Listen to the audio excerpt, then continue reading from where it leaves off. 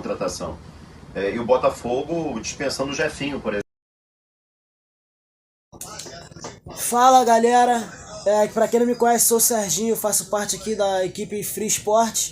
Hoje estou aqui com meu parceiro, o homem, o comentarista mais bravo do Brasil, Bruno Azevedo. Fala aí, Bruno, Fala aí, como é que tudo você bem, tá? cara? Tudo bom? Seja bem-vindo aqui. Tá bom, como é que você tá hoje, seu dia? É normal, cara. Tem o programa, enfim, né? A gente vai na batalha. Aham. Tudo nos conformes. Tudo nos como diz conformes. carioca. E tudo tranquilo no esporte, assim, alguma coisa que tu tem ficado um pouco incomodado, alguma situação, tudo tranquilo? Não, cara, tá tranquilo, assim. No futebol carioca, No futebol carioca. tá me incomodando um pouquinho o Vasco e o Botafogo na lentidão de se reforçar, sei lá, acho que tá faltando alguma coisa a mais. Mas vamos ver, tô com esperança. Então, galera, você quer saber já o que o Bruno Azevedo quer dizer sobre essa questão do Vasco, do Botafogo, não se reforçarem ainda, alguma coisa que tá incomodando eles? Assiste o vídeo até o final que a gente vai comentar um pouco disso aqui hoje. Mas no início agora a gente quer perguntar, a galera quer saber um pouco sobre o Bruno Azevedo, pessoa, sobre a essência do Bruno Azevedo, como é que o Bruno Azevedo começou no esporte, antes do esporte, quem era o Bruno Azevedo, o que ele sempre quis fazer, entendeu? Então, Bruno, quero começar fazendo uma pergunta pra você, cara. Se caso você não fosse hoje comentarista esportivo, certo? Jornalista, trabalha no esporte, o que você seguiria, assim? Cara, algumas coisas, assim, eu tinha já quase paquerei educação física, pensei em fazer faculdade de educação física lá atrás, gosto muito de oceanografia também, biologia, eu ia muito pra esse lado, assim, mas acho que a comunicação tá no meu sangue. Né? Então, com essa questão da comunicação, cara, você já encontrou, deixa eu falar assim no início, como a gente que tá no início, fica às vezes com essa dúvida, lá no início você tipo, pensa, pô, cara, será que isso aqui é o certo pra mim? Você que gosta de tantas coisas, como você falou, tipo, tem aquele pensamento, pô, vou desistir, cara, eu acredito que não tem gente acreditando em mim, não estão querendo me ajudar, tem algum pensamento desse no início? Rolou muitas vezes, cara, assim, eu buscava um espaço e não conseguia, entendeu? Tava ainda buscando o que eu queria, não tinha nem começado a faculdade ainda, e aí queria trabalhar em rádio, era o meu sonho, e só batendo porta na cara, não dá, e a gente vai se aprimorando, eu acho que a palavra, Sérgio, é persistência, é persistir, não pode desistir nunca. E muita gente que me fechou porta lá atrás veio me procurar depois para parabenizar, enfim. Então eu acho que é isso, cara. Você tem um sonho, vai atrás dele, não desiste não, porque se é para ser seu, ele vai ser, não tem jeito. E uma das coisas também que eu gosto de puxar é que, assim, porque tem muita gente que assiste a gente, assim, que é aqui da comunicação, e se pergunta às vezes, se pergunta não, mas fica pensando nisso, um exemplo, às vezes a pessoa tá começando agora e ela pensa, eu vou trabalhar pra mim ser grande e depois eu vou esquecer todo mundo. Até em cima do que você falou, eu quero usar pra falar para essas pessoas que estão nos assistindo que não tenta trabalhar em prol disso, de tipo assim, eu sou pequeno hoje, mas eu tenho certeza que um dia vai dar certo e eu quero porque eu vou ser maior que a tal pessoa e vou escolar Não, você não tem que se preocupar com ninguém. Você tem que trabalhar pra você, pelo aquilo que você gosta, pelo aquilo que você sonha. E depois que você estiver grande, você ajudar quem tá vindo, né? Exatamente. E essas pessoas que não quiseram te ajudar no começo, cara, é difícil a gente falar, não é pra você destratar nem também, entendeu? Nem querer... cara, e se você puder ajudar quem te virou as costas lá atrás, ajuda também. Né? Uma coisa... Entendeu? Acho que a mágoa é uma coisa muito ruim, entendeu? O rancor é ruim. Siga a sua vida. Eu acho assim que se tem uma coisa que eu posso falar faça as coisas pra você, não é pra ninguém. Eu quero fazer pra provar pra aquele cara que eu posso. Não, prova pra você mesmo. Entendeu? Você trabalhando pra você, pro seu bem-estar, pro seu prazer, cara, as coisas dão certo. Esquece os outros. Esquece. Né? Eu acho que se for pra lembrar de alguém, lembre pra ajudar, mas nunca com um espírito de vingança. Isso não é legal, não. Entendi. Também com algumas informações externas, algumas, como é que a gente pode dizer assim, algumas pesquisas. Acabei descobrindo, cara, que tu gosta de rock, né? Fã de rock. Sou, aliás, cara, Você falou que talvez se eu não fosse jornalista, eu deixei de falar a primeira coisa que eu poderia ser músico, né? Até porque eu gosto muito de música, sempre gostei, e o rock é minha paixão, né? Eu gosto muito de rock. Nas horas vagas viro músico e é isso, assim, é uma paixão que eu tenho. Já tive, Teve inclusive, alguma banda? já tenho 3 bandas. Ah, caraca, É, 3 bandas. 3 bandas. E já tive, inclusive, um programa de rock, né? Aqui na Transamérica, tive um programa de rock em outra emissora, que era uma emissora no interior do estado. Já até acabou essa rádio do comércio. Eu estou falando lá na década de 90, muito lá atrás. Então é bem legal o rock na minha vida. Eu acho que esse programa, cara, eu apurei aqui, Toma Rock. Toma rock, Era o programa. Eu tipo, acompanhei, mas como eu ainda nunca fui assim, que é essa nova geração assim, que a gente pode dizer, não queria chamar de velho não. Mas eu sou, porra. Mas assim,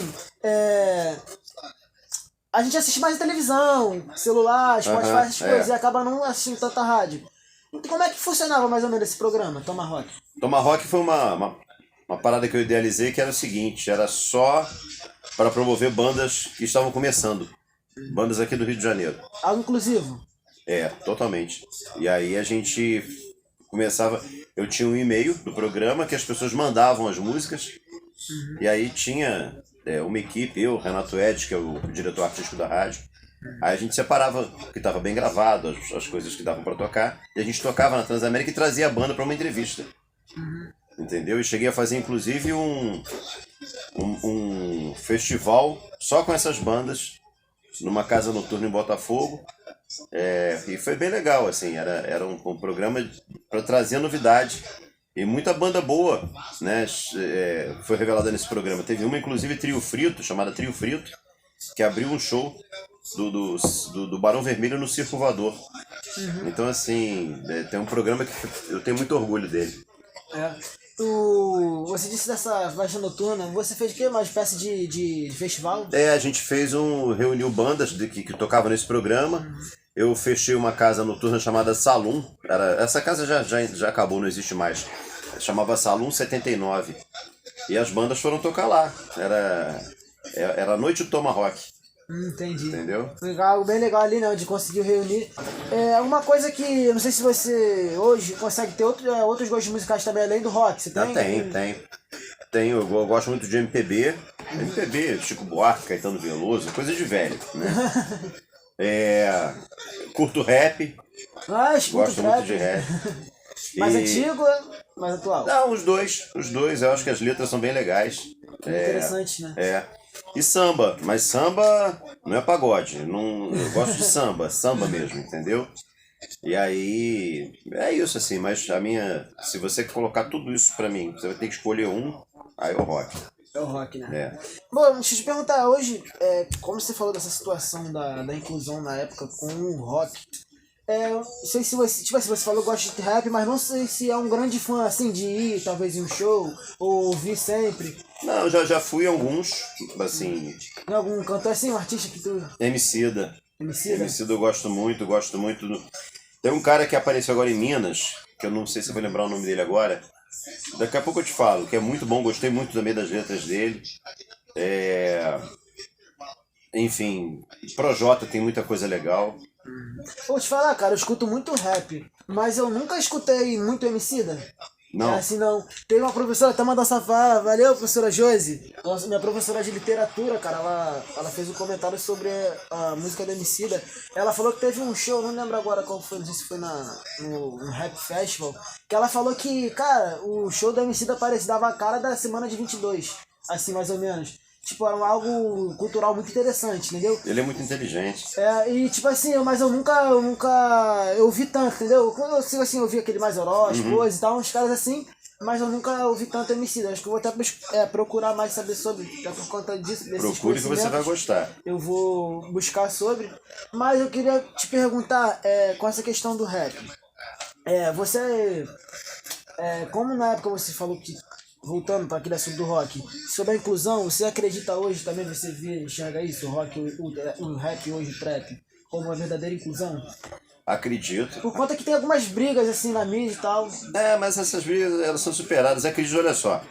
A gente hoje, Sérgio, a gente está vivendo um momento muito ruim, né? Eu tô falando da questão mesmo do ser humano, né? A questão social. A gente está vivendo um momento onde muita gente podre, muita gente ruim mesmo, tá perdendo a vergonha de aparecer. A gente esteve agora há pouco tempo em São Conrado, uma mulher destratando entregadores, né, batendo no cara com uma coleira de cachorro, gente que não tem vergonha de ser preconceituosa, racista. Então eu acho que o rap ele traz uma coisa muito legal mesmo de mensagem pra gente combater essa gente, pra gente deixar essa gente no lugar dela que é lá no esgoto da história, entendeu? Então o rap traz isso, assim, essa coisa da consciência social. Por isso que eu gosto muito do Emicida. O Emicida é muito forte nisso. Sabe? Tem muitos cantores hoje que são muito fortes nisso. A gente olha aí pra Main Street agora, o Orochi, o Oz, os caras tipo, falam muito sobre isso, sobre essa inclusão, essa questão da inclusão.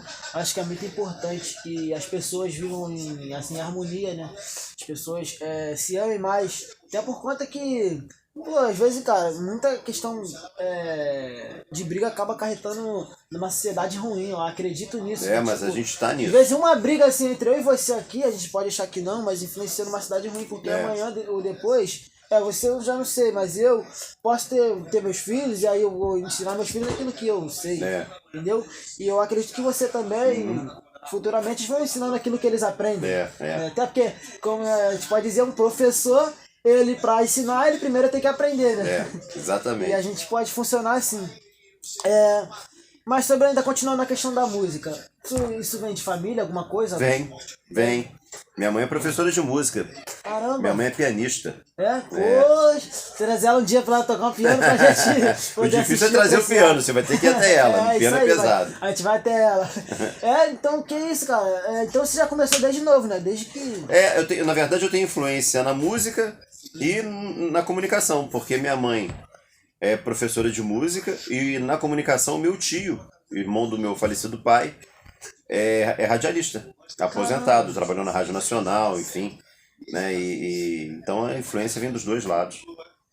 Entendi. Pô, interessante, cara, essa questão. Pô, sua mãe é musicista, o seu pai não, o seu tio, meu tio. É radialista, foi dividido entre a cruz e as espadas, pode dizer. E essa mãe não teve essa coisa, não? Tipo, filho, vem pra música, esporte o quê? Larga isso. Não, assim, não, minha mãe nunca me proibiu, assim, nunca pediu pra eu não fazer nada, né?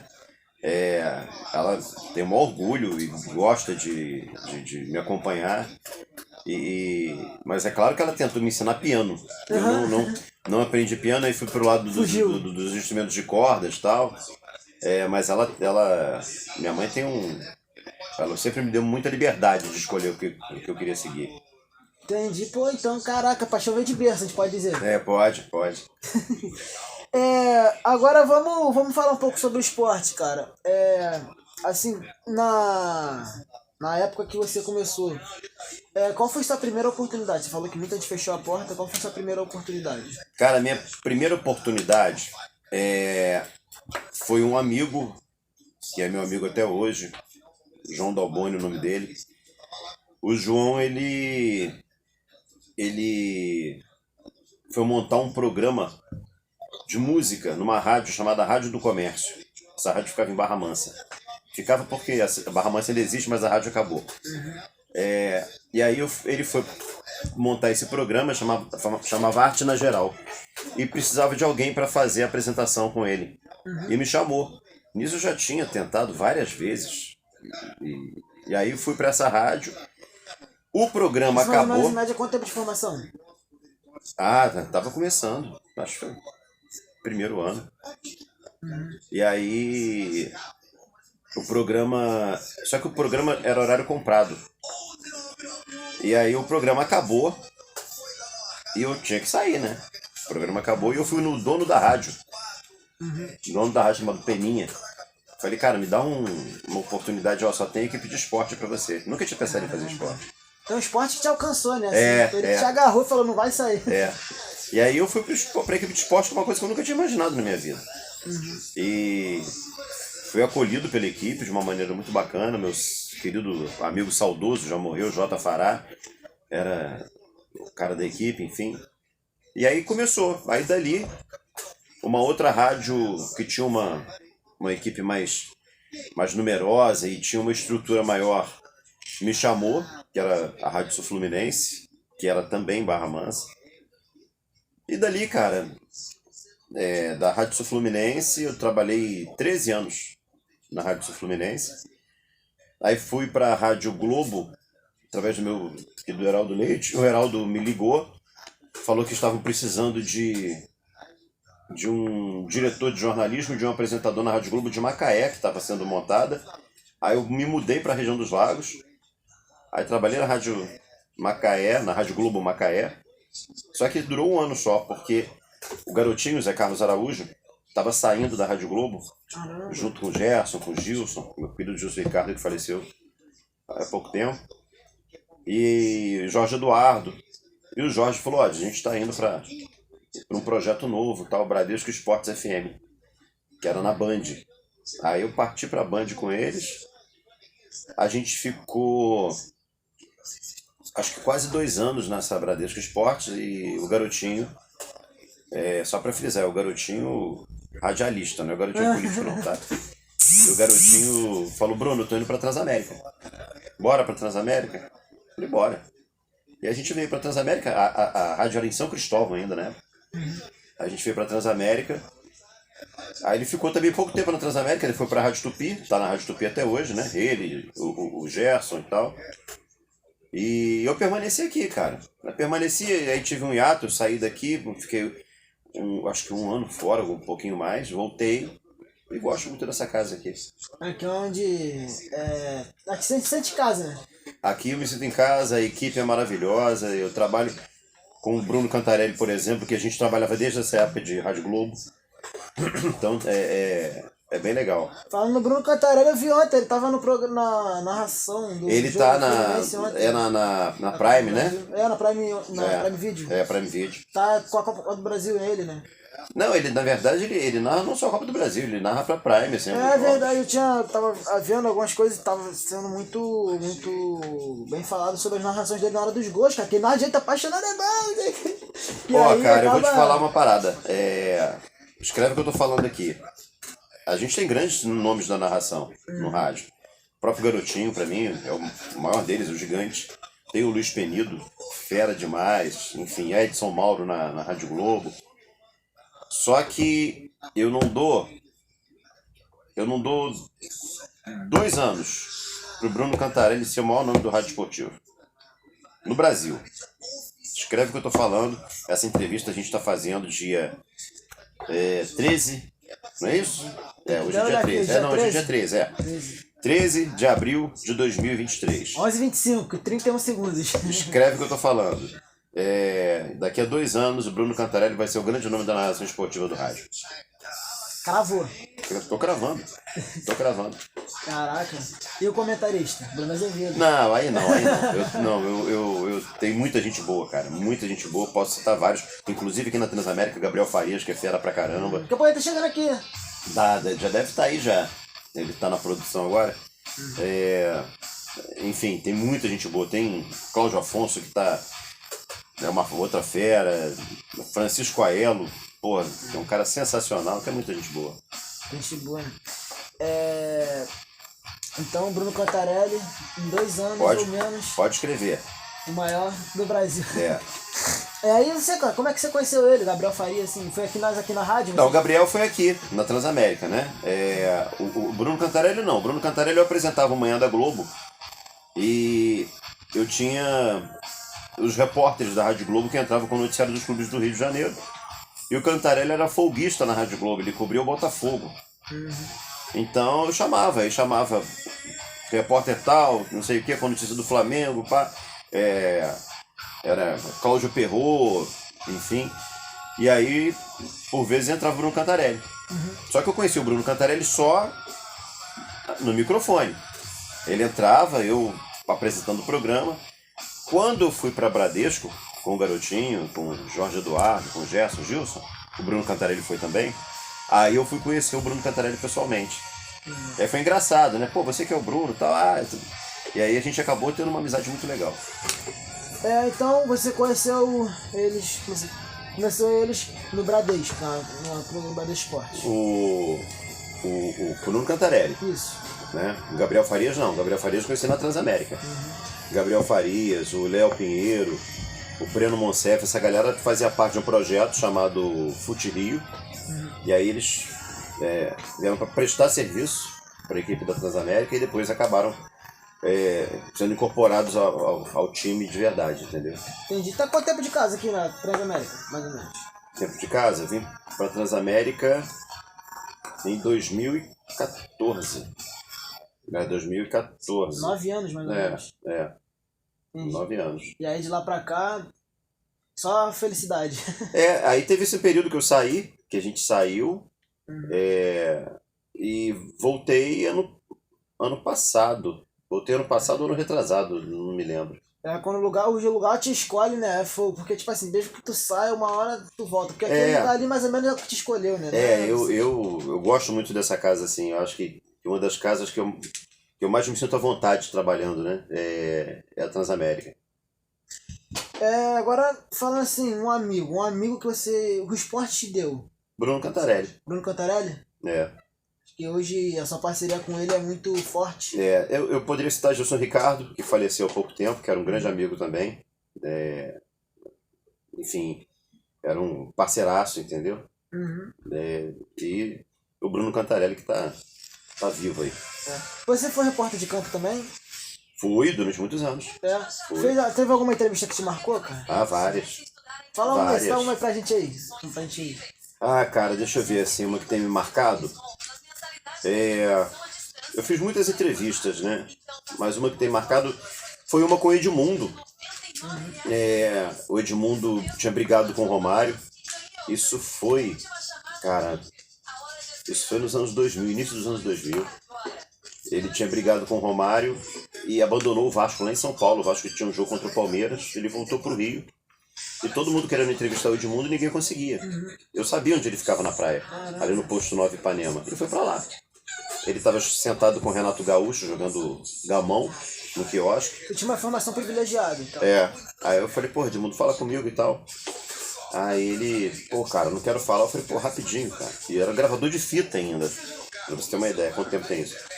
Aí ele, o que tu quer? Eu falei, quero que você me responda 5, 6 perguntas só. Tá. E aí perguntei pra ele, o que houve e tal. Aí ele, vou falar palavrão que você pode cortar. Não, tá? Pode falar, não tem problema nenhum não. E ele falou desse jeito, falou assim, cara, o que aconteceu foi o seguinte, entrou um filho da puta na minha casa e eu não vou aturar isso. E saí. E depois ele deu uma declaração parecida pro Tino Marcos, da TV Globo. Só que a primeira entrevista foi pra mim. E foi um furo de reportagem que eu não soube utilizar. Porque se eu tivesse maturidade naquela época, eu pegava essa matéria que estava todo mundo querendo e jogava numa Rádio Globo da época, numa Rádio Tupi. Eu trabalhava numa rádio pequena. E eu quis ficar com esse material para colocar lá onde eu trabalhava, que a repercussão foi pequena. Se eu tivesse jogado para uma emissora grande, seu nome teria explodido. Teria explodido, né? Exatamente. Mas assim, foi uma entrevista que me marcou. Até porque, enquanto eu conversava com ele, tinha repórteres ligando pro assessor dele, que na época era o Elinho, do meu lado, assim. E ele não vou falar com ninguém, tava falando comigo, entendeu? Então, ali a informação privilegiada te ajudou. E a insistência. Porque se ele não vou falar e eu vou embora, o repórter, cara, ele... Tem que ser insistente, tem que ser chato. Tem que ser chato, né? Então eu insisti umas 3 vezes e ele, se eu vou atender esse moleque aqui que tá me enchendo o saco já, entendeu? Então, sobre essa questão dos treinadores, eu acredito que assim, essa manutenção foi ok. Mas hoje no futebol brasileiro a gente vê muito, pra mim virou uma moda. Você demitir o treinador com pouco tempo de trabalho por conta de poucos resultados. De poucos bons resultados.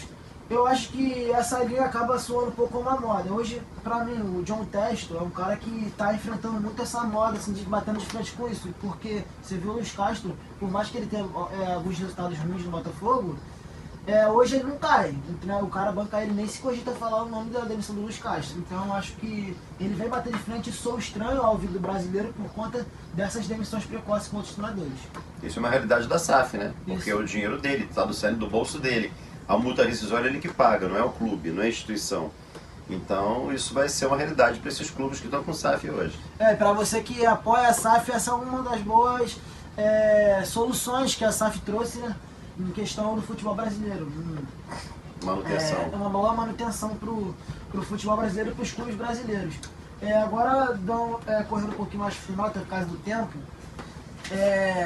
eu queria te perguntar, cara, aquela questão que você falou lá no início, tava pra te perguntar, quase esqueci. Sobre o que estava te incomodando na questão do Vasco e do Botafogo, sobre as contratações. Não, cara, é exatamente assim, é a lentidão diante de uma urgência, né? O Vasco voltou para a Série A, vai disputar uma Série A com times qualificados e eu vejo o Vasco lento demais em contratação. E o Botafogo dispensando o Jefinho, por exemplo, que era o seu principal jogador. Então, assim, eu acho que esses times, tudo bem, dinheiro não cai do céu, né? Mas eu acho que tem que ter um pouquinho mais de rigor nas contratações para você fazer frente numa competição, pelo menos para brigar no meio da tabela e não correr risco de queda novamente. Entendi.